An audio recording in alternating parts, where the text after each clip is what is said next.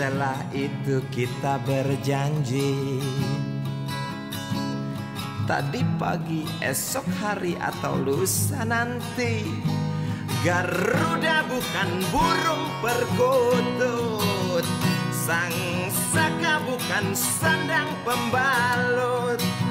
Dan coba kau dengarkan, Pancasila itu bukanlah rumus kode buntut yang hanya berisi harapan, yang hanya berisi khayalan.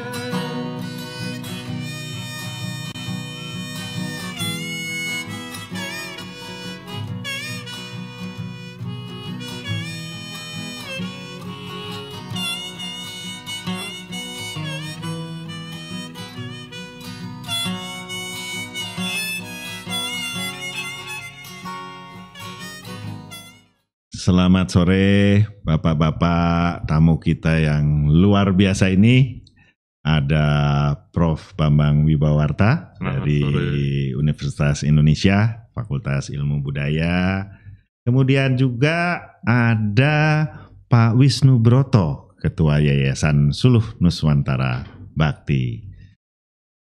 Bapak-bapak sekalian, kita pada hari ini akan berbincang dalam tema pembangunan ranah mental kultural dalam kerangka pembangunan nasional dengan paradigma Pancasila. Seperti episode sebelumnya, ketika itu hadir sebagai narasumber, itu adalah Pak Poncjo Sutowo dan juga Pak Yudi Latif. Pak Poncjo mengatakan bahwa arena ini adalah untuk supaya aliansi kebangsaan, pemikiran-pemikiran dari aliansi kebangsaan, Yayasan Suluh Nuswantara Bakti dan kolega-koleganya untuk bisa disosialisasikan, diradiasikan kepada masyarakat. Jadi ini kenapa namanya saatnya cendekiawan berbicara. Nah, Pak Yudi Latif kemarin juga ini sang maestro dalam pemikiran Pancasila, itu sudah menjelaskan pendekatan 3 ranah budaya dalam Pancasila. Yang pertama adalah mental kultural yang lebih kita kenal dengan tata nilai, dan juga ada tata kelola, dan yang ketiga itu adalah tata sejahtera. Nah, mungkin kita untuk menyingkat waktu, kita akan mulai. Kita berbincang pertama dengan Prof. Bambang Wibawarta, budayawan kita. Nah, Prof. Bambang, selamat sore. Selamat sore. Baik-baik kabarnya. Bambang and Bambang. Bambang and Bambang ini, luar biasa.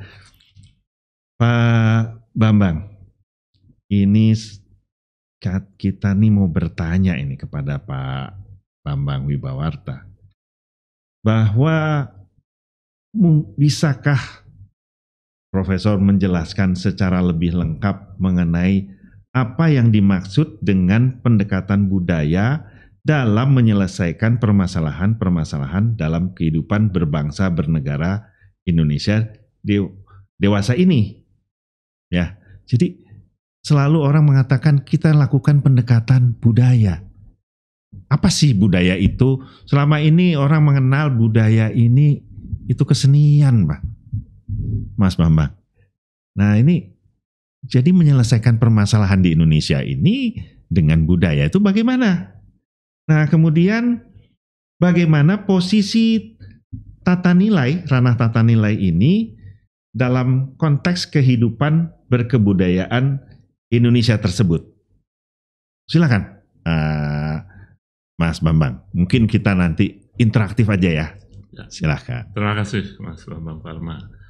Jadi begini, jika kita memilih secara acak 100 orang untuk meminta mereka mendefinisikan budaya, itu mungkin kita akan mendapatkan 100 juga pendapat atau definisi yang berbeda.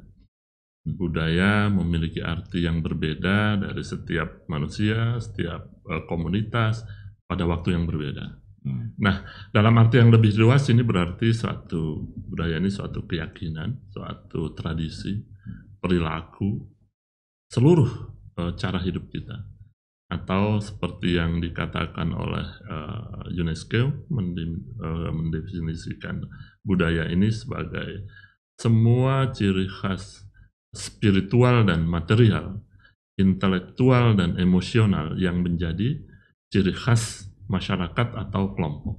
Nah, kebudayaan ini sejatinya adalah ekspresi dari diri manusia, baik itu akal, rasa, maupun karsa, baik material dan juga values, juga tentu saja mindset. Selain dari insting dan naluri itu budaya, gitu ya. Sering kita mendengarkan itu. Akan tetapi akhir-akhir ini tadi seperti dikatakan mengalami penyempitan makna yang lebih ke arah material culture. Karena misi budaya kita adalah misi kesenian gitu ya. Nah, hal ini tentu kita perlu suatu upaya yang terus-menerus untuk memperkuat masyarakat, kemampuan masyarakat untuk dapat menguasai kebudayaan kita sendiri. Sasaran utama tentu saja generasi muda, tentu secara sistematis, terencana, terprogram melalui pendidikan, baik itu pendidikan informal, keluarga, non formal, kemudian juga pendidikan formal, yaitu pendidikan dasar, menengah, dan tinggi. Nah, tentu peranan media juga menjadi sangat besar di sini. Nah, martabat bangsa ini saya sering katakan terletak pada budayanya. Tadi kembali ke Pancasila, bahwa ya Pancasila harus kembali dikuatkan sebagai dasar falsafah pembangunan. Kita kadang menganggap bahwa ini sudah for granted gitu ya, sudah otomatis bahwa Pancasila ini dipakai dalam pengambilan kebijakan, dalam pembangunan, dalam perencanaan dan lain sebagainya. Tapi ternyata dalam realitas kehidupan berbangsa dan bernegara kita tidaklah demikian.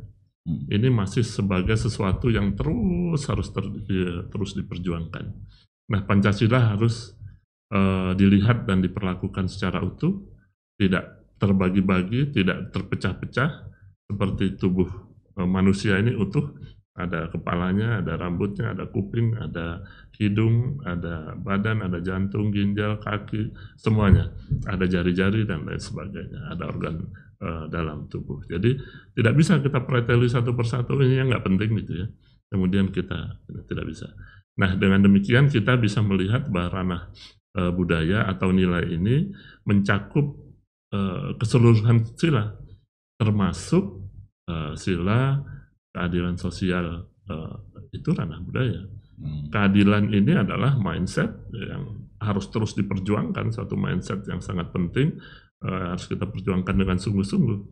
Nah, sedangkan tadi sudah disinggung juga cultural diversity atau keberagaman budaya ini suatu aset yang sangat luar biasa, dengan catatan bahwa ini dikelola dengan baik. Nah, kalau ini tidak, tentu saja ini akan justru menjadi masalah bagi kita semua. Nah, selama ini kita berbicara tentang kearifan lokal. Kita berbicara akhirnya kearifan lokalnya masing-masing gitu ya. Yang satu dengan yang lain belum tentu juga tidak bertabrakan atau tidak, bisa saja itu tidak sejalan.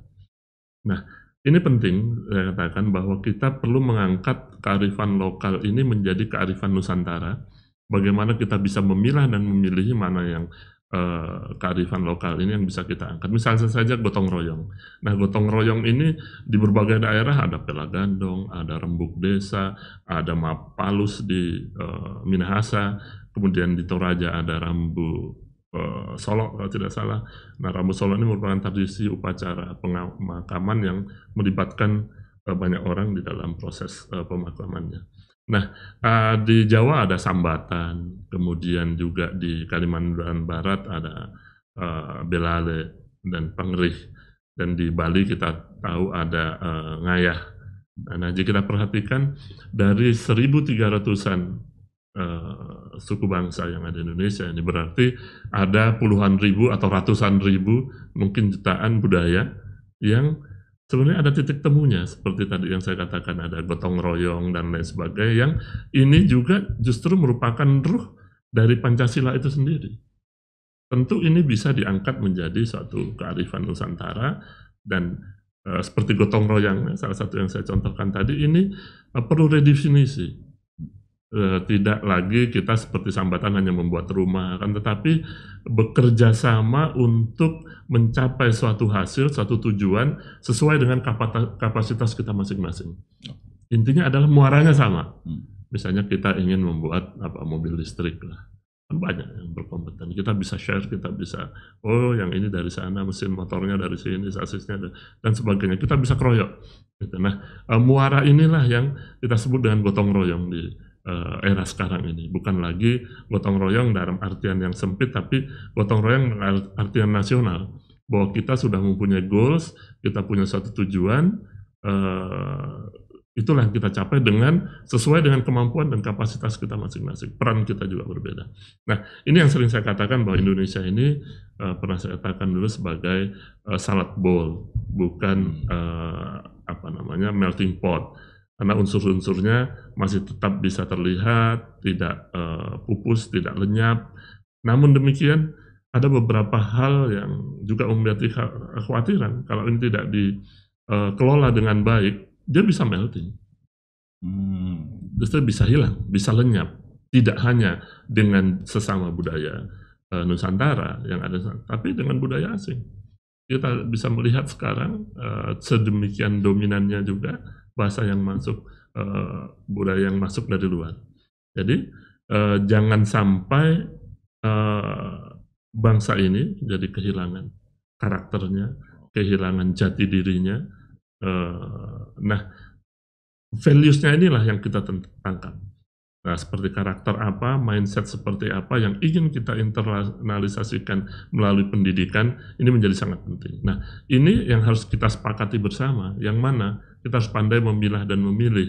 Nah, kuncinya nanti adalah itu tadi, tiarana pendidikan, baik formal, informal maupun non-formal. Sehingga nanti sesuai dengan ruh yang Pancasila tadi, bahwa kita bisa memanfaatkannya menjadi sesuatu yang harus jelas implementasinya seperti apa. Tidak hanya menjadi frame tentu saja, akan tetapi di dalam kehidupan sehari-hari ini bisa menjadi perilaku yang tidak hanya menjadi knowledge, pengetahuan kita, kemudian berhenti, kita sudah tahu bahwa ini melanggar, bahwa lawan arus itu melanggar, tapi udah hari ini buru-buru ini gitu ya, nggak apa-apa lah sekali-sekali gitu ya. Berhenti sampai di situ, tapi tidak menjadi perilaku.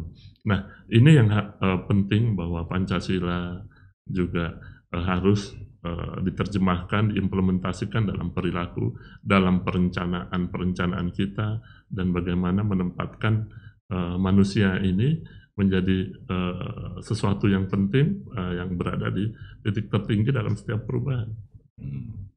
Itu dulu. Oke. Terima kasih. Saya tertarik nih, saya mau coba lanjutkan. Tadi Prof. Bambang mengatakan yang sering dikatakan salad bowl dan melting pot. Jadi pengertian saya melting pot itu betul-betul menyatu ya. Salad bowl kita masih melihat budaya aslinya ya. Bisa disamakan dengan gado-gado ya kalau mungkin di Indonesia ya. Jadi kita makanan gado-gado masih kelihatan apa, ada kangkungnya, ada ininya. Nah itu adalah budaya lokal.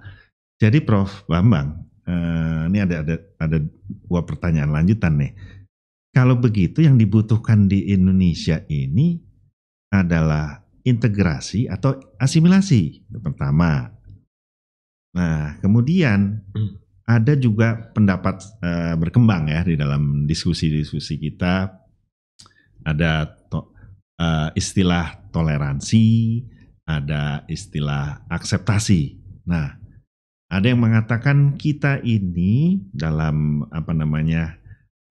menuju bersatu itu harus sampai tingkat akseptasi. Nah, jadi akhirnya kita berkecamuk nih, akseptasi itu jadinya bisa jadi melting pot. Mungkin saya salah ya, mungkin. Nah, itu dua hal itu yang mengusik tadi ketika Prof Bambang memaparkan tentang keberagaman masyarakat di Indonesia yang kita perlu dekati dengan salat bowl ya, seperti itu. Monggo, Prof. Ya, salat bowl ini terjadi karena memang adanya toleransi. Karena kalau tidak kita akan kuat-kuatan pengaruh, kuat-kuatan power, kemudian tanpa adanya integrasi, ini menjadi sangat penting. Integrasi ini adalah kerjasama, adalah gotong royong itu sendiri, adalah ruh dari Pancasila ini, bahwa kita bekerja sama, itu harus ada integrasi. Kemudian toleransi itu adalah dari berbagai macam unsur kita bisa bekerja sama. Ini tanpa ada toleransi kita tidak bisa melakukan itu. Ya, mungkin saja kurang sesuai dengan apa yang kita pikirkan, dengan yang kita mau. Tapi dengan mindset adanya toleransi dan lain sebagainya, kita bisa menerima perbedaan itu. Bahwa suatu perbedaan ini adalah suatu anugerah, suatu yang memang perlu disyukuri dan dipupuk, ya. Akan tetapi juga perlu dikelola dengan baik, tidak hanya dibiarkan begitu saja. Oke, kita berbeda, terus apa setelah itu? Nah, ini perlu dipupuk juga, tidak mungkin ini tanpa pupuk. Nah, integrasi ini menjadi satu yang sangat penting, kemudian toleransi juga. Saya kurang ini ya dengan akseptasi dalam artian sampai di mana kita harus menerima semua gagasan. Akan tetapi saya lebih cenderung kita tolerans terhadap perbedaan, terhadap apa yang ada, yang di sekitar kita. Kita bisa menerima kondisi yang ada, itu menjadi lebih penting. Apalagi dengan ribuan tadi saya katakan budaya yang ada di Indonesia, di Nusantara ini. Terima kasih. Oke, terima kasih Prof. Ini satu lagi nih, menariknya. Kita tadi dikatakan kita harus menyelesaikan segala permasalahan dengan budaya ya, bukan dengan cara hukum yang kaku dan sebagainya. Nah, pendekatan budaya ini sangat menarik, adalah pertama sering dikatakan terakhir oleh Bung Yudi Latif, ada Pancasila sebagai ideologi kerja. Nah, ini bagaimana pendapat Prof Bambang Wibawarta? Yang pertama ya, Prof, biar sekalian nih. Nah, yang kedua, betulkah ada perbedaan sekarang antara pembangunan ekonomi dan pembangunan nasional yang berbasis pada budaya? Nah, selama ini Indonesia itu arah kemana dan apa solusinya kalau kita ingin supaya cita-cita para pendiri bangsa, yaitu Indonesia yang raya, itu tercapai. Nah, kemudian pembangunan budaya itu kan dimulai dari pembangunan manusianya. Tadi Prof Bambang menyebutkan kan pendidikan. Nah, artinya mungkin saya lebih stresnya adalah jadi begitu pentingkah pendidikan sebagai sentralnya? Kedua, Prof Bambang pernah mengatakan trimatra dalam acara-acara yang diselenggarakan oleh Suluh Nuswantara Bakti dan juga Aliansi Kebangsaan. Nah, ini apa sih trimatra pendidikan itu dan kenapa sampai pada trimatra tersebut? Dan kemudian apakah ini bisa menjadi dasar dalam kurikulum kita? Nah, kurikulum itu tentunya saya tidak hanya bicara soal hanya PAUD atau pendidikan dasar ya. Apakah ini trimatra ini bisa dari PAUD sampai dengan perguruan tinggi? Silakan, Prof Bambang. Terima kasih. Jadi pendekatan budaya secara sederhana tadi saya katakan menjadikan manusia pada posisi tertinggi dalam setiap perubahan atau pengambilan kebijakan. Artinya dia menjadi determinan yang penting itu ya. Jadi pentingnya membangun mindset kebangsaan berbasis budaya ini menjadi mungkin penekanan kita hari ini ya, bahwa mindset mindset. Jadi budaya ini bermain di ranah itu, ya tidak hanya kesenian dan lain sebagainya. Nah, kalau kita agak melebar sedikit, bahwa kondisi global saat ini yang sering disebut dengan VUCA gitu ya, volatility, uncertainty, complexity, dan juga ambiguity. Nah, volatility ini banyak dipicu oleh perkembangan teknologi 4.0 yang seperti Internet of Things, Big Data, kemudian Artificial Intelligence, Robotic, Blockchain, gitu ya, yang membawa perubahan kehidupan ini begitu cepatnya, terus berubah terus ini, sehingga kita belum bisa mengikuti yang baru, sudah muncul lagi yang baru. Nah, di samping itu juga ada perubahan iklim, kemudian dinamika geopolitik global yang juga berpengaruh dan memicu ketidakpastian ini. Dan ini menuntut kita semua untuk berpikir secara sistematis. Ya. Nah, dengan Society 5.0 sebenarnya ini menempatkan manusia pada posisi yang sangat penting. Di mana yang menggerakkan ini semuanya adalah manusia ya, yang melakukan ini. Nah, pentingnya memahami kebudayaan atau kearifan kita sendiri ini agar tidak kita hanyut begitu saja dengan yang tadi perubahan yang begitu cepatnya. Tentu pemahaman terhadap budaya kita itu menjadi sangat penting. Nah, walaupun saat ini globalisasi mungkin sudah mulai bergeser ya, dalam artian adalah ternyata yang nama internasionalisasi itu sudah berbeda ya, globalisasi. Semuanya semuanya lebih ke nasionalisme untuk membangun negaranya gitu ya, bukan lagi sharing dan lain sebagainya. Nah, di sisi lain bahwa budaya ini juga masuk entah dari mana, kita tidak tahu melalui media apa, kita juga sering tidak sadar. Tentu seperti dulu saya pernah katakan ada neocortical warfare ya, yang diserang itu ya neokorteks, kita dipengaruhi pemikirannya, mindsetnya dan lain sebagainya. Selain yang sering kita dengar sebagai proxy war dan lain sebagainya. Nah, di sini adalah peran media ini menjadi sangat penting. Nah, terkait dengan pertanyaan pertama ini ideologi kerja, memang di dalam perubahan yang sedemikian cepat dan sedemikian dahsyatnya ini, dari hari ke hari ini perlu tanggapan yang berbeda dengan hari yang kemarin. Perlu mungkin budaya yang berbeda dengan yang sebelumnya, sehingga suatu fleksibilitas ini menjadi suatu keniscayaan. Ya, perubahan dengan cepat ini informasi, akan tetapi informasi, kolaborasi, kemudian knowledge sharing ini menjadi sesuatu yang sangat esensial. Dalam artian di sini harus menjadi budaya. Nah, inilah yang namanya gotong royong. Di situ ada sharing informasi, kolaborasi, knowledge sharing dan lain sebagainya. Nah, tadi saya katakan bahwa fleksibilitas ini merupakan suatu faktor penentu dari keberhasilan dalam dunia yang terus bertransformasi ini.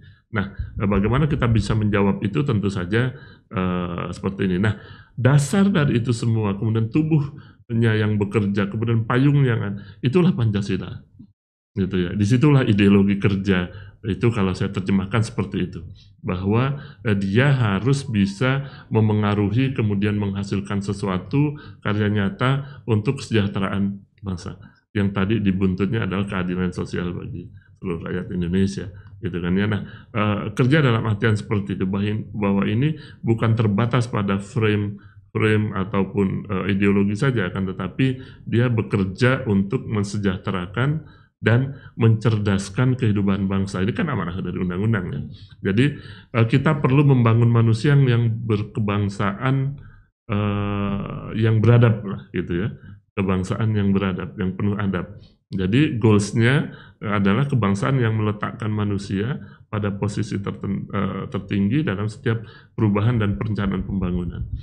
Kita melihat negara-negara lain yang sukses, negara-negara kita bisa bilang maju saat ini, mereka bertitik tolak juga mempunyai jati diri, mempunyai mindset, mempunyai ideologi yang mungkin berbeda antara satu dengan yang lainnya. Nah, Pancasila ini bisa mendasari, memayungi, dan juga bisa bekerja untuk mensejahterakan bangsa kita. Nah, sebagai objek, kebudayaan saat ini masih terkotak-kotak. Ya, kita bisa dilihat masih secara parsial, belum jelas grand design-nya, dan di berbagai kegiatan baik itu akademis, intelektual maupun kebijakan yang lebih praksis, dan ini belum juga menjadi suatu pengaruh yang penting gitu dalam setiap kita membuat suatu kebijakan atau perencanaan. Nah, Indonesia ini harus kembali kepada strategi kebudayaannya, di mana menempatkan tadi manusia itu pada posisi tertinggi dalam perubahan-perubahan ini. Nah, seperti tadi saya katakan di depan bahwa pembangunan ekonomi atau tadi ditanyakan pembangunan nasional, tentu tidak hanya kalau kita membangun, bangunlah jiwanya, bangunlah bangsanya di dalam stansa Indonesia Raya, tentu jiwa ini menjadi sangat penting, menjadi dasar dari pembangunan nasional kita, yang jangan tertinggal oleh pembangunan ekonomi yang bersifat fisik dan lain sebagainya, infrastruktur dan lain sebagainya. Tentu mencerdaskan kehidupan bangsa ini menjadi suatu hal yang sangat penting. Nah, kembali ke pendidikan, masalah pendidikan, Trimatra ini lebih bekerja, tentu ini bisa menjadi dasar semuanya, kan, tetapi khususnya pendidikan dasar sebenarnya, mana isinya kebangsaan, etika, logika. Kebangsaan ini kan sebenarnya menjadi muaranya, bahwa apapun yang kita lakukan muaranya untuk kepentingan bangsa, untuk kepentingan rakyat banyak, untuk kepentingan peradaban yang lebih baik, untuk kepentingan kebaikan umat manusia dan lain sebagainya. Nah, sedangkan etika ini dalam kita berinteraksi dengan pihak lain, tentu kita tidak bisa sendiri, kita harus toleransi dan lain sebagainya, kita harus bekerja sama, kita harus sinergi dengan pihak lain. Nah, disitulah letaknya etika, bahwa kita mempunyai rambu-rambu yang tidak bisa dilanggar, selain tentu saja ketentuan hukum dan lain sebagainya. Nah, etika ini justru yang mendasari, menjiwai perubahan-perubahan ini, kebijakan-kebijakan yang kita ambil ini. Nah, logika ini tentu saja termasuk dengan ilmu pengetahuan dan lain sebagainya. Disitulah pentingnya. Jadi Pancasila ini bekerja tidak boleh meninggalkan iptek. Pancasila ini kan ruhnya. Itu, sedangkan iptek ini ujung tombaknya, pelurunya. Nah, Pancasila, budaya Indonesia itu kan senapannya, sedangkan iptek ini ada pelurunya yang akan menghunjam kemana-mana, nembakin kemana-mana, justru yang bekerja untuk itu. Nah, sehingga penguasaan ilmu pengetahuan ini menjadi suatu keniscayaan, yang mau tidak mau, suka tidak suka, kita tidak boleh tertinggal. Jadi penguasaan ilmu pengetahuan ini menjadi hal yang perlu dalam perencanaan yang sangat baik itu di sisi formal, non formal maupun informal, akan tetapi ruhnya, karakternya dan lain sebagainya itu adalah dari Pancasila, turunan dari situ. Terima kasih. Terima kasih, Prof. Bambang. Nanti saya akan kembali lagi. Nah, sekarang kita ke narasumber kedua kita, Pak Wisnu Broto. Beliau ketua dari Yayasan Suluh Nuswantara Bakti. Menarik tadi pembicaraan dengan Prof. Bambang.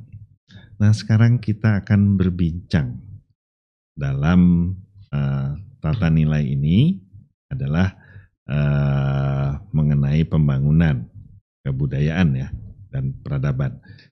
Nah, jika berbicara mengenai tata nilai, dapatkah Bapak jelaskan mengenai ruang lingkup pembangunan tata nilai itu dalam pembangunan kebudayaan dan peradaban bangsa ini? Monggo, Pak Wisnu. Terima kasih, Mas Bambang. Jadi tata nilai ini sebetulnya satu aspek dari satu dulu di awal-awal membuat tiga ranah itu, istilah yang pertama dikeluarkan adalah mental kultural. Nah, kalau kita bicara mental kultural itu ada dua aspek. Aspek mental, lalu keduanya aspek kultural. Jadi kalau mental itu apa sebenarnya? Perilaku manusia hidup, dia harus menyesuaikan diri terhadap lingkungannya. Di situ ada kejiwaan seseorang, kepribadian seseorang itu ada aspek inteligensianya, ada aspek emosinya, lalu juga ada aspek dorongan-dorongan vitalnya. Nah, jadi kalau kita bicara mental, itu kita sebenarnya bicara tentang perilaku manusia yang untuk hidupnya dia harus menyesuaikan diri pada lingkungan di mana dia hidup. Lingkungan itu bisa lingkungan alam, bisa lingkungan sosial. Nah, pada waktu kita harus menyesuaikan diri kepada lingkungan sosial itu, apa yang menjadi rambu-rambu adalah tata nilai. Dan tata nilai itu adalah satu kultur, satu budaya. Karena lahirnya tata nilai itu ceritanya begini, Pak. Misalnya kita masuk dalam satu kelompok perkumpulan olahraga, maka di situ ada sesuatu yang dinilai, dikatakan sebagai baik, buruk, pantas, tidak, penuh semangat atau tidak, dan sebagainya. Nah, sehingga dari interaksi di antara anggota-anggota kelompok itu akan terkulminasi nilai-nilai apa yang dianggap yang bisa diterima oleh semua orang. Jadi kalau kita lihat sejarahnya tata nilai itu dari seorang anak lahir, dia tentunya dengan keluarganya. Maka di situ kita lihat bahwa dalam keluarga pun ada budaya sendiri. Keluarga Mas Bambang sama keluarga saya budayanya mungkin beda. Kayak Mas Bambang sangat egaliter, mungkin saya mungkin konservatif, terlalu dan sebagainya. Nah, jadi dengan demikian istilah mental kultural sebetulnya adalah segala sesuatu yang terkait dengan perilaku individu di dalam menyesuaikan hidup, menyesuaikan dirinya kepada lingkungan sosial dan lingkungan alamnya demi kelangsungan hidup dia. Artinya kelangsungan hidup itu kan tidak hanya soal makan tidak makan. Tapi orang yang terisolir pun juga bisa mati gitu. Ya, jadi ruang lingkupnya singkatnya demikian, Pak. Jadi soal intinya adalah penyesuaian diri pada lingkungan. Lingkungan sosial berarti ada tata nilai. Lingkungan alam juga ada tata nilai. Tidak hanya selalu tata nilai itu lahir di antara manusia. Karena kalau alam kita perlakukan semena-mena, dia bereaksi. Misalnya jadi banjir. Kita kan nangkep, oh berarti alam tidak mengendaki itu. Jadi ada nilai-nilai juga yang mengatur perilaku kita dalam hubungan kita dengan lingkungan alam kita. Gitu, Pak. Nah, Pak Wisnu, jadi kalau dengan demikian saya masih teringat ketika itu Pak Wisnu pernah mengatakan bahwa pembangunan ranah mental kultural bangsa itu tentu adalah memiliki tujuan kan. Ya. Nah tujuannya itu kan dikatakan waktu itu adalah menjadi manusia Indonesia menjadi individu, makhluk sosial, maupun menjadi warga negara berkualitas unggul. Wah, itu udah kalau dengar unggul, waduh, ini seperti apa nih? Apa sih pengertian yang sebenarnya sering didengungkan oleh Suluh Nuswantara Bakti dan juga Aliansi Kebangsaan tentang pengertian warga negara unggul tersebut? Apa sih sebenarnya? Begini ya Mas, kita selama ini kalau berbicara terutama di bidang keilmuan saya, kita bicara tentang pertumbuhan seorang anak dari perbedaan anak-anak menjadi dewasa, lalu hidup dalam berbangsa, bernegara. Itu kita selama ini lebih banyak bicara tentang karakter-karakter yang menyangkut sosial budaya saja. Budi pekerti luhur, ya, sopan santun, etika dan sebagainya. Tapi begitu kita bicara menjadi, setelah kita memasuki dunia politik yang super bebas saat ini, tiba-tiba terus di situ timbul pemikiran, ada kebutuhan. Rasa kebangsaan itu kita kayak apa gitu ya. Jadi pada waktu kita di zaman Orde Baru, kita terima P4. Kita pokoknya seakan-akan dijajalin aja dengan nilai-nilai Pancasila. Tapi kita tidak mendapatkan komprehensi yang betul sebetulnya apa sih yang ingin dicapai dari itu. Jadi di sini warga negara unggul itu sebetulnya puncak dari eksistensi seorang individu dalam kehidupan berbangsa bernegara. Jadi di sini kita dalam beberapa FGD yang pernah kita lakukan, kita mulai tingkatnya, lihatnya sebagai bertingkat supaya menangkap maknanya sebagai warga negara unggul. Jadi pada waktu kita sebagai individu, saya sebagai individu dari lahir, lalu kemudian saya mulai keluarga saya mengajarkan saya tentang bagaimana saya harus berperilaku sesama manusia dan bagaimana hubungan kita dengan Tuhan kita. Jadi pada waktu itu yang kita bicara adalah masalah keberadaan kita sebagai individu dalam lingkungan keluarga dan hubungan kita dengan Tuhan. Nah, tapi begitu kita tumbuh, seorang tumbuh, dia mulai bisa melihat bahwa ada budaya komunitas yang di mana dia hidup. Maka di situ dia sudah mulai ada kebutuhan kecerdasan. Jadi kecerdasan sebenarnya apa sih, Pak? Kecerdasan adalah kemampuan menyesuaikan diri terhadap tuntutan lingkungan. Itu kecerdasan, Pak. Maka pada waktu saya sebagai individu yang saya butuhkan adalah kecerdasan spiritual, kecerdasan emosional, dan kecerdasan intelektual. Tapi begitu saya masuk sekolah, di sini intelektualnya mulai dituntut lebih banyak. Emosionalnya juga harus lebih luas. Kalau di keluarga saya biasa ngelempar sendok begitu aja, masih acceptable. Belum tentu di dalam pendidikan sekolah, mungkin saya diajari, jangan begitu caranya. Karena kita lingkungan tidak hanya di rumah saja atau di sekolah saja. Ada suatu ketika kita harus berkumpul dengan pergaulan internasional, maka kita mulai belajar etiket. Ya, jadi di situ mulai kita bicara kecerdasan internasional, kecerdasan emosional, dan kecerdasan spiritual. Begitu kita masuk ke dunia produktif, ya, pada usia produktif kita mulai bekerja, kita berhubungan dengan dengan komunitas-komunitas lain. Komunitas politik, komunitas ekonomi, komunitas budaya, komunitas keamanan pertahanan.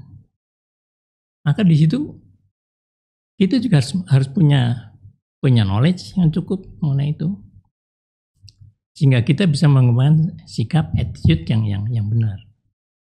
Nah, pada waktu itulah kemudian ada kebutuhan bahwa kita juga harus punya kecerdasan untuk berbangsa bernegara. Nah, jadi kalau tadi kita selama ini bicara kecerdasan intelektual, kecerdasan emosional, spiritual, sekarang justru yang dibutuhkan adalah kecerdasan berwarga negara. Apa isinya? Ya, pengetahuan tentang ilmu-ilmu masing-masing bidang itu dan etik untuk masing-masing bidang. Jadi kita harus tahu bahwa bernegara itu masalahnya tidak hanya masalah ekonomi saja, tapi juga ada masalah politik, juga ada masalah itu. Maka saya harus bisa menyesuaikan diri kepada tuntutan-tuntutan nilai-nilai yang berlaku pada dunia itu. Sehingga singkatnya, apa namanya warga negara unggul? Jadi kalau tadinya kita bicara tentang eksistensi satu orang, satu individu, kita sekarang bicara warga negara. Dalam konteks warga negara, bahwa individu yang ada di dalam hidup kebangsaan ini adalah seorang warga negara. Mungkin Mas Bambang pernah cerita Pak Daud, cerita manusia sebagai warga etnik, lalu masuk jadi warga bangsa, jadi warga negara. Nah, mungkin nanti Mas Bambang malah bisa bantu saya untuk menjelaskan itu. Tapi kira-kira intinya bahwa yang namanya warga negara unggul adalah mereka yang mempunyai kecerdasan paripurna, 4 kecerdasan tadi. Gitu Mas. Jadi artinya warga negara unggul itu adalah desain manusia Indonesia masa depan ya. Jadi dreamnya, ya kan? Jadi dreamnya kita adalah warga negara Indonesia unggul. Ini sejalan dengan program pemerintah sebenarnya kan, SDM unggul ya. Ini kalau ini warga negara unggul. Nah, mungkin bisa cerita Pak Wisnu sekilas saja. Bagaimana menurut Pak Wisnu, penilaian Pak Wisnu, bagaimana kenyataan kondisi dewasa ini? Nah, kesenjangan apa yang terjadi secara umum aja? Dan upaya apa yang harus dilakukan untuk mencapai warga negara unggul tadi? Gitu Pak Wisnu. Mungkin ini karena saya tertarik banget ini dengan warga negara Indonesia unggul. Silakan Pak Wisnu. Jadi tadi kita bicara tentang 4 tingkat kecerdasan. Jadi kalau kita bicara mengenai kesenjangannya apa? Baik, kita juga bisa melihat bahwa di mana letak kekurangan kita untuk bisa mencapai kualitas warga negara unggul itu. Kita mulai dengan kecerdasan intelektualnya. Mas Bambang yang di dunia pendidikan bisa kita lihat bagaimana literasi siswa-siswa kita di dalam ilmu pengetahuan. Dalam matematik misalnya kita ranking berapa, di dalam ilmu pengetahuan terapan seperti apa dan sebagainya. Itu satu kesenjangan yang sangat jelas. Kedua adalah kesenjangan pada sikap kita, sikap dalam berilmu pengetahuan. Itu saya rasakan banyak cendekiawan kita yang juga kurang percaya diri gitu. Kalau mengutip dalam tesis-tesisnya, ngutip dari ahli-ahli luar negeri, kayaknya lebih sah daripada kalau dia mengutip dari ahli-ahli dalam negeri. Oke. Padahal tidak kurang Betul. pakar kita yang di bidang itu. Jadi dua adalah mentalitas mindernya ini masih ada gitu ya. Karena saya juga walaupun tidak mengajar, tidak membimbing tesis, tetapi banyak di antara cucu-cucu saya gitu pada waktu dia konsultasi mengenai satu, dia ada seakan-akan dosennya pembimbingnya bilang, cobalah cari ahli yang lebih punya otoritas lebih tinggi gitu ya. Jadi lalu yang ketiga adalah percaya diri tentang produk-produk dalam negeri sendiri. Jadi sekarang kalau kita di pasar ya, kalau kita lihat di pasar, kita nemukan dua komoditas yang sama. terus yang satu buatan dalam negeri, satu buatan luar negeri. Itu secara a priori itu udah rasanya kayaknya lebih enak yang buatan luar negeri. Oke. Gitu ya. Langsung di mindsetnya itu ya. Udah terbentuk begitu gitu. Luar negeri lebih Itu sebetulnya sangat dalam. Iya. Di backgroundnya sangat dalam, tidak hanya sekedar itu. Ya, jadi juga atau katakanlah kita beli rice cooker, satu buatan Cosmos, satu buatan Mitsubishi. Secara a priori kita udah nganggap lihatnya, ya kalau yang buatan Mitsubishi lebih murah, aneh nih, ada yang salah nih gitu. Ya, sikap-sikap seperti ini kan sebetulnya ada satu, ya ini kalau kita memang jadi warga negara unggul, ya kita harusnya nggak kayak gitu dong. Karena kalau kita ingat Pak Ponco pernah nyebut tentang domestic purchasing power. Jadi seandainya biaya import kita pakai untuk membangun industri kita sendiri, sebetulnya itu suatu potensi yang luar biasa besarnya. Tapi masalahnya Kementerian Perdagangan sendiri itu mungkin punya motivasi yang beda. Dia lebih suka import atau dia lebih suka ekspor minyak gorengnya daripada memenuhi kebutuhan diri sendiri. Padahal itu produk adalah proses added value yang ada di dalam negeri kita. Jadi yang kita sering dengar cinta produk dalam negeri, itu sebetulnya tidak sesederhana itu. Karena di dalamnya ada kemampuan, kepercayaan diri bahwa kita bisa melakukan proses itu sendiri di sini. Jadi rasa kurang percaya diri ini sebetulnya dampaknya besar, Pak. Padahal lahirnya di mindset. Lalu kemudian dalam kecerdasan emosional spiritual. Dalam kecerdasan emosional spiritual kita tahu bahwa sekarang ini banyak sekali yang namanya sopan santun, menghormati senioritas, menghormati otoritas. Hilang itu ya. Itu sekarang udah jadi barang yang tidak berharga lagi. Kita lihat di medsos bagaimana. Satu perkara yang simple, tapi begitu dilihat dari segala macam sudut sampai akhirnya kabur masalahnya. Karena apa? Tidak ada yang dipercaya lagi. Otoritas udah nggak dipercaya. Dan kenapa kok nggak dipercaya? Karena orang dengan seenaknya dia ngomong, itu kalau nggak dungu, sak pintar-pintarnya apa, sak bagus-bagusnya kebijakan ini, kalau presidennya nggak dungu, harusnya nggak terjadi. Memang dia tidak ngeritik seseorang, tapi apakah ini etik? Karena apa? Dampak dari itu apa?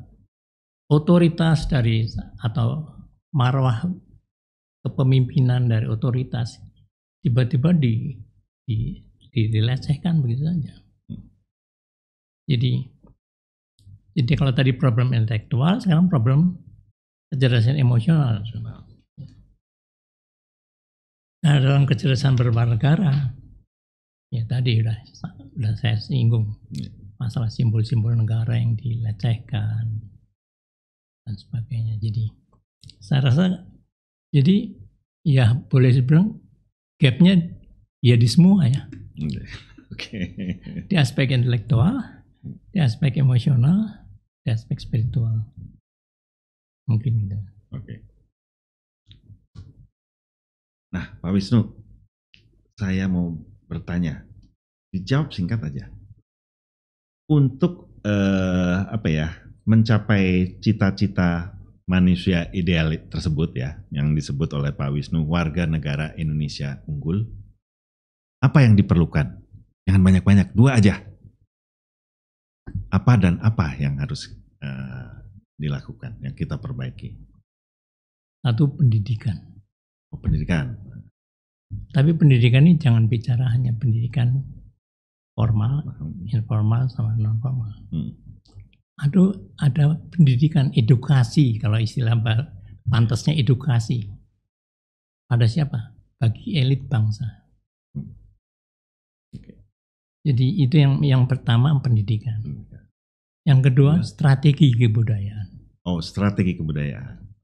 Karena di situ kita bisa lakukan perubahan tingkat perilaku itu melalui strategi kebudayaan. Ya, jadi ambil contohnya saja. Memang tadi diminta singkat ya? Iya. Ya. Jadi 2, pendidikan dan strategi kebudayaan. kebudayaan. Oke. Menarik. Terima kasih Pak Wisnu. Jadi 2 hal itu yang harus kita pertajam ya, pendidikan dan strategi kebudayaan. Kalau bicara pendidikan, Mas Bambang masih bicara. Oh ya, ini agak unik ini. Ada narasumber bertanya kepada hostnya. Tapi ya udah, kita ngobrol kan ini kan kita. Oke, jadi mungkin kalau strategi kependidikan ini ranahnya Prof. Bambang Wibawarta. Tapi sebagai intro mungkin di pendidikannya. Memang setelah kita berbincang, ini ada satu hal titik temu ya. Jadi kan kalau kita melihat bahwa dalam pendidikan itu, dalam sejarahnya, kita ini mungkin satu-satunya negara yang sudah memiliki sistem sendiri sebelum merdeka. Ini luar biasa dulu. Dulu ada yang namanya Ki Hajar Dewantara dengan taman siswanya, kemudian ada di kayu tanam itu Muhammad Syafi'i ya. Kemudian ada juga di Tanobato itu Willem Iskandar. Nah, jadi itu mereka ini sudah membangun sebuah spirit kebangsaan sebelum Indonesia merdeka. Mungkin itulah sebabnya ini, makanya saya kaitkan nih tadi Prof. Bambang Wibawarta dan Pak Wisnu sama-sama berbicara kebangsaan.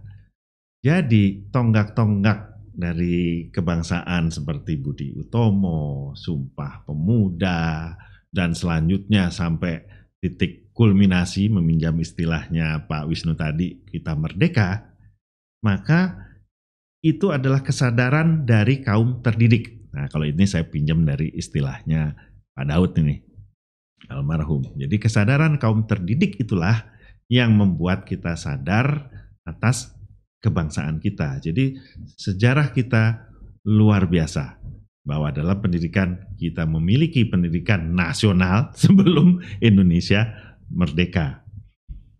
Nah, kalau tadi saya kaitkan dengan Pak Wisnu kalau begitu fungsi pendidikan nasional Indonesia, ini saya teringat ketika waktu itu juga Prof. Bambang Wibawarta ada, Pak Daud masih ada, berbicara tentang fungsi dari pendidikan. Nah, beliau mengatakan bahwa seorang anak yang lahir di Indonesia harus dididik melalui pendidikan untuk dia menjadi warga negara Indonesia. Nah, sekarang saya tambahkan nih, menjadi warga negara Indonesia unggul. Jadi begitu pentingnya fungsi pendidikan. Jadi saya setuju Pak Wisnu mengatakan, pendidikan untuk menjadi warga negara Indonesia unggul. Ini sejalan nih. Karena waktu itu saya masih ingat juga dikatakan dengan pendidikan kita akan menumbuhkan rasa cinta pada tanah airnya. Jadi saya teringat juga ketika itu ada Ki Siri Edi Swasono mengatakan bahwa nasionalisme daripada Ki Hajar Dewantara itu adalah bahwa pendidikan harus diajarkan kenasionalan. Jika kita tidak mengajarkan kenasionalan, makin lama dia makin akan jauh dari bangsanya sendiri, bahkan dari orang tuanya, dan mungkin akan menjadi lawan dari kita. Jadi itu adalah nasionalisme yang diajarkan oleh Ki Hajar Dewantara. Jadi ini sesuai. Dan kalau saya kaitkan juga tadi cinta tanah air dari Pak Daud, itu adalah tanah air beliau bagi 3. Tanah air fisik, itu adalah tempat kita ini ya berusaha, tempat kita tinggal, itu fisik gitu ya. Kemudian ada tanah air formal, di mana kita negara yang memiliki undang-undang dasar, dan warganya itu kita akui dengan ada KTP, kita punya paspor, jadi itulah tanah air formal yang harus kita jaga. Dan ini yang paling susah nih, tadi Pak Wisnu menyebutkan, mental kan, tanah air mental. Nah, tanah air mental ini yang memang harus kita ajarkan kepada anak sejak usia ini. Jadi memang peran pendidikan baik formal, informal, dan non formal itu sangat penting. Apalagi informal. Karena itu adalah pendidikan di keluarga. Yang tadi Pak Wisnu katakan sejak masih kecil kan, itu pertama kali ini kan pendidikan keluarga. Makanya kadang kita bersilat lidah mengatakan bahwa kadang-kadang para orang tua mengatakan, oh kita menjadi klien sekolah. Ya nggak benar, kita mendidik bersama. Itu adalah ketika kita diskusi nilai-nilai keindonesiaan, makanya terlontar adalah bahwa guru di sekolah adalah orang tua kedua di sekolah, ya kan? Sedangkan orang tua itu di rumah adalah guru kedua di rumah. Jadi keduanya itu apa ya? Bersinergi, nggak bisa, udah tanggung jawab kamu, gitu nggak bisa, gitu kan?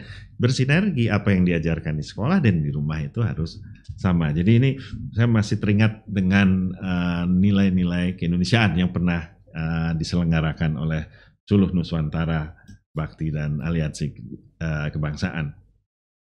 Nah, tentunya kalau Pak Wisnu tadi punya masalah, kita juga punya masalah. Tapi kan tadi sudah diutarakan oleh beliau berdua ini, ya kan?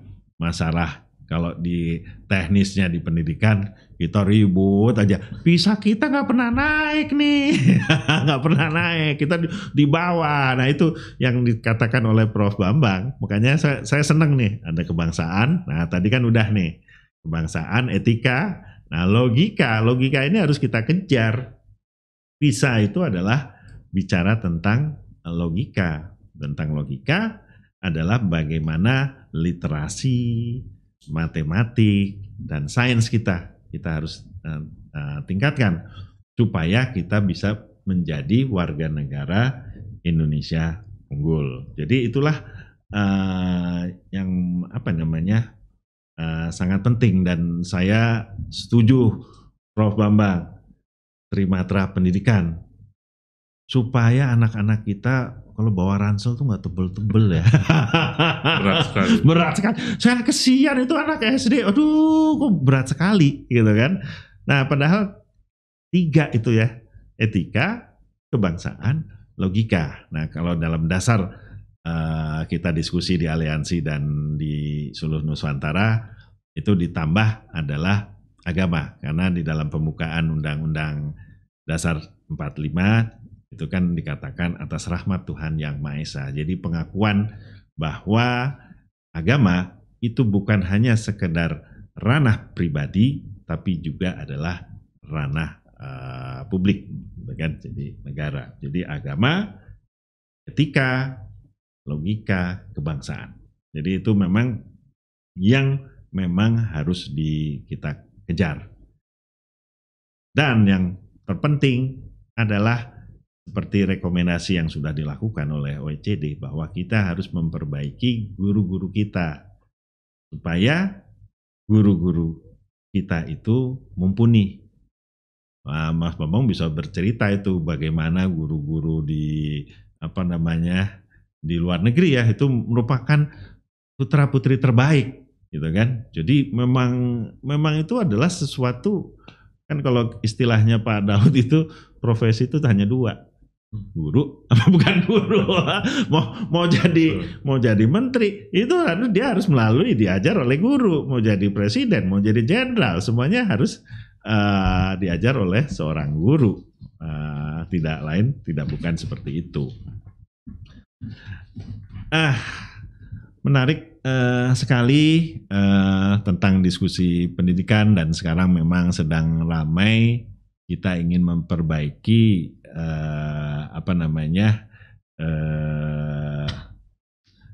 undang-undang sistem pendidikan nasional kita, dan kita appreciate bahwa ada juga waktu itu narasumbernya Prof. Bambang Wibawarta dan lain-lain ketika Suluh Nuswantara Batik dan Aliansi mengadakan FGD kan, FGD, sehingga tersusunlah sebuah naskah akademik yang 2 atau 3 tahun lalu diserahkan kepada Komisi 10, makanya namanya Komisi 6.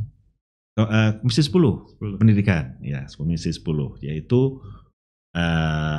RUU Sistem Kebudayaan dan Pendidikan Nasional. Waktu itu, wah, hot sekali tuh. Kenapa? Ya karena kebudayaan itu induknya, bukan sebaliknya, bukan pendidikan di bawahnya kebudayaan, enggak, kebudayaan bawahnya itu adalah pendidikan. Jadi itulah jadi saya berterima kasih nih kepada Prof. Bambang Wibawarta menjadi salah satu narasumber dari sekian banyak narasumber, dan Pak Wisnu yang mengomandani kan waktu itu dalam penulisan RUU tersebut.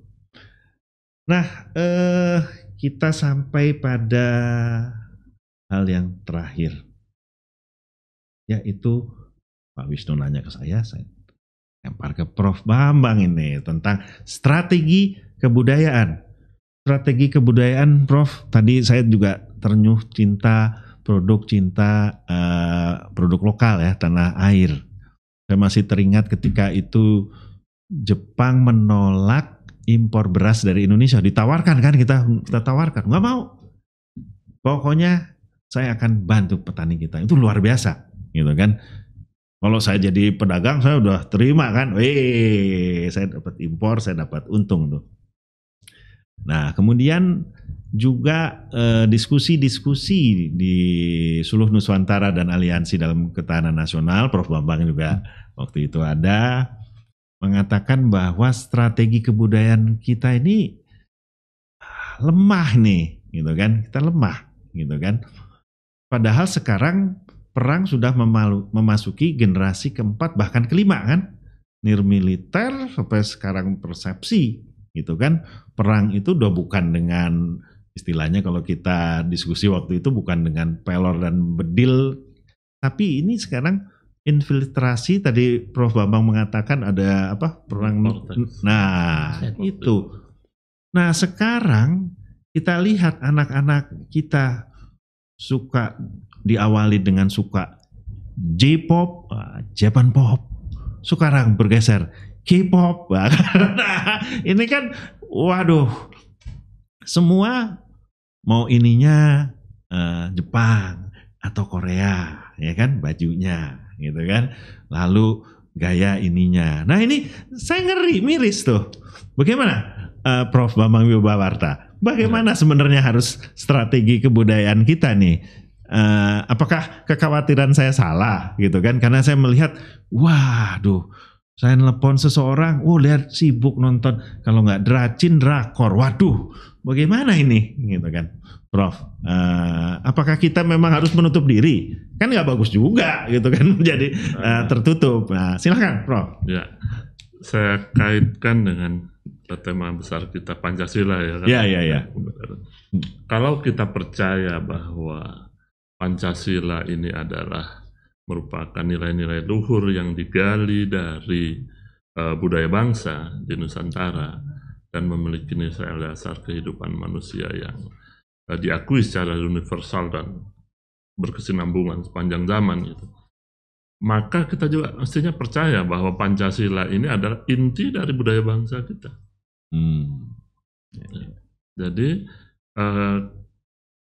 ini dasar tempat kita bertumpu, tempat kita berpijak, juga tubuh tempat kita bekerja, tempat kita melakukan sesuatu untuk tujuan bersama, dan juga payung yang sekaligus menaungi nilai-nilai kita ketika kita melangkah dalam kehidupan berbangsa dan bernegara ini. Nah, sebelum saya bicara tentang strategi kebudayaan, bahwa kalau kita perhatikan skill di di dalam kehidupan kita saat ini yang diperlukan itu apa? Yang pertama misalnya complex problem solving, gitu ya. Ini kan sudah ini bahwa untuk mengetahui masalah secara komprehensif, tentu kita harus tahu budayanya. Kita tidak mungkin paham sesuatu tanpa kita tahu culture-nya, baik itu bangsa asing maupun bangsa kita. Kemudian critical thinking ini juga satu yang penting, berpikir kritis. Ini pun culture. Kemudian apa? Creativity. Itu juga budaya. Kemudian people management, gitu. Ini pun budaya. Berkoordinasi dengan pihak lain, ini juga suatu budaya yang menjadi sangat penting. Nah, kalau kita melihat pendidikan tinggi di era 4.0 ini, perubahan mindset ini menjadi menjadi sangat penting untuk diperhatikan. Jadi kemudian produktivitas, inovasi, SDM, kemudian antisipatif terhadap perubahan dan lain sebagainya. Nah, Pancasila yang syarat dengan nilai-nilai luhur bangsa yang berhentikan semangat apa kita namakan gotong royong atau semangat kebersamaan di atas keberagaman, gitu ya. Ini menjadi sangat penting. Jadi gotong royong di atas keberagaman harus diwujudkan dalam tindakan sehari-hari. Nah, terkait dengan strategi budaya, kenapa menjadi budaya ini sangat penting? Budaya ini paling tidak saya sering kaitkan dengan 4 hal. Yang pertama sebagai binding power, kekuatan yang mengikat keindonesiaan kita, nasionalisme kita. Yang kedua dikaitkan dengan pendidikan tadi.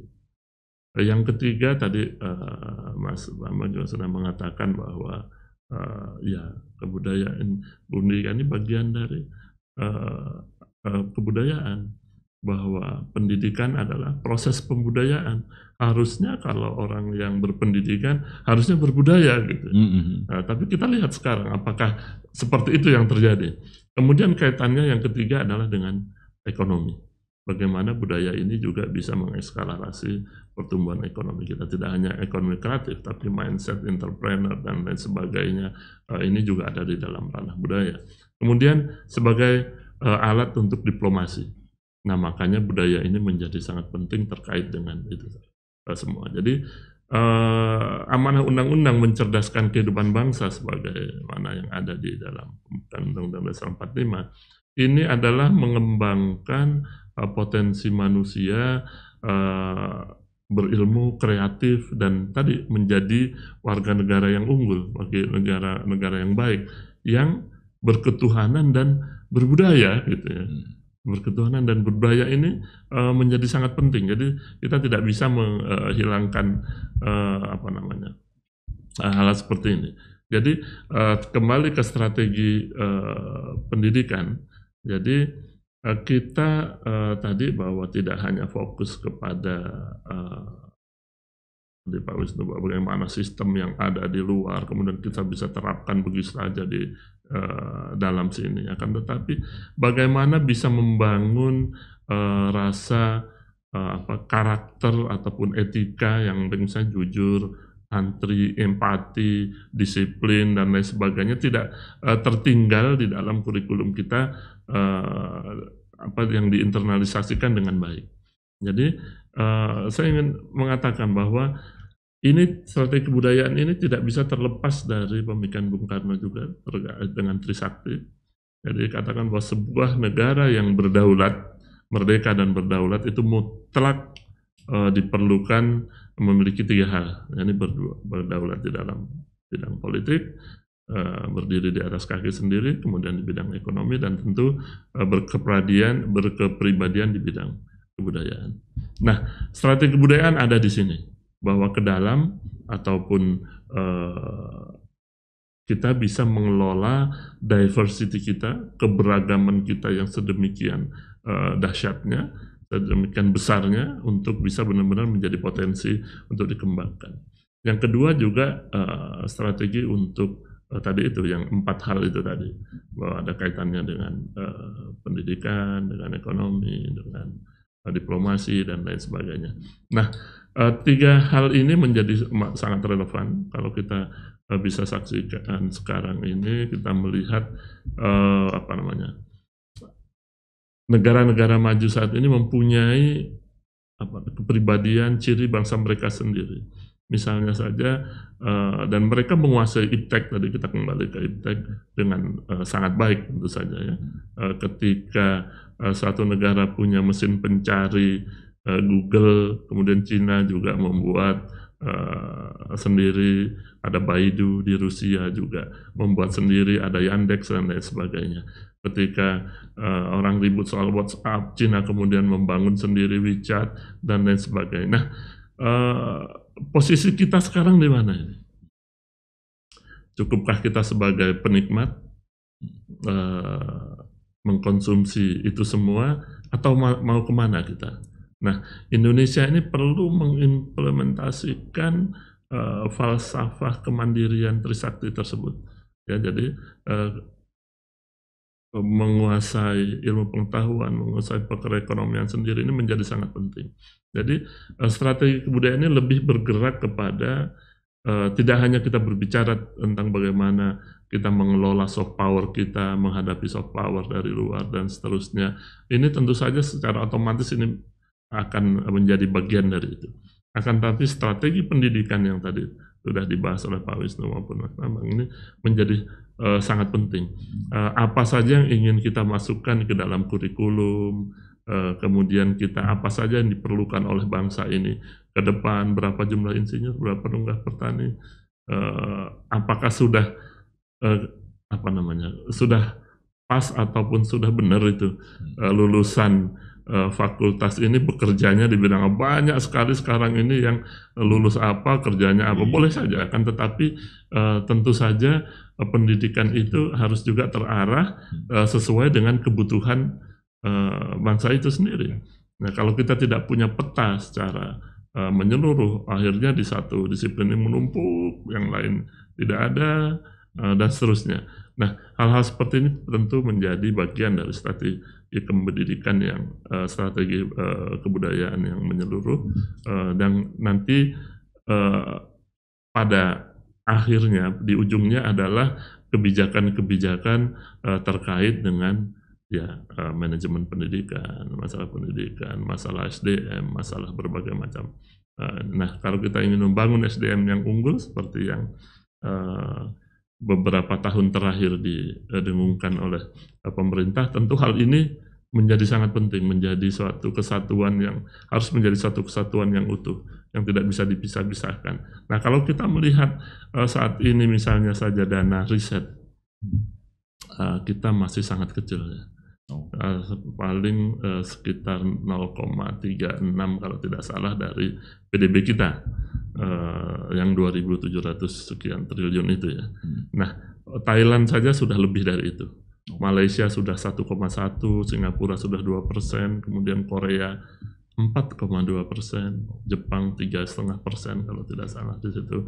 Nah, tidak heran kalau indeks inovasi global kita di tahun 2020 misalnya kita ada di peringkat 85 dari 131 negara yang tidak berubah dari tahun 2018. Nah, dan kita hanya menempati posisi ke-14 dari 17 negara di Asia Tenggara, Asia Timur, dan Oseania ini.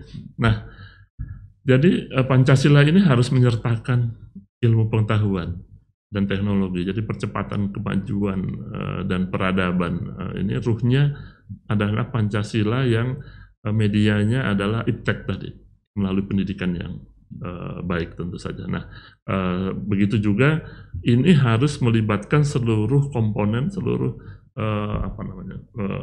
komponen bangsa ini, tidak boleh hanya sebagian saja.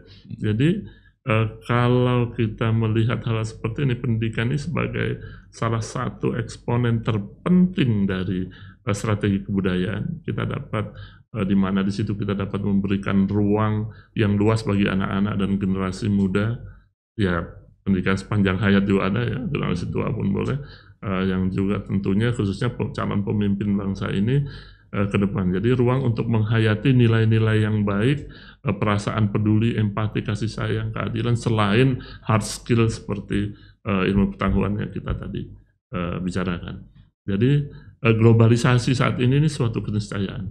Suka tidak suka kita semua negara akan menghadapinya. Nah, bagaimana kita menghadapi iklim yang terbuka sedemikian lebarnya ini, membangun ketahanan ini menjadi suatu keniscayaan juga. Membangun ketahanannya bagaimana?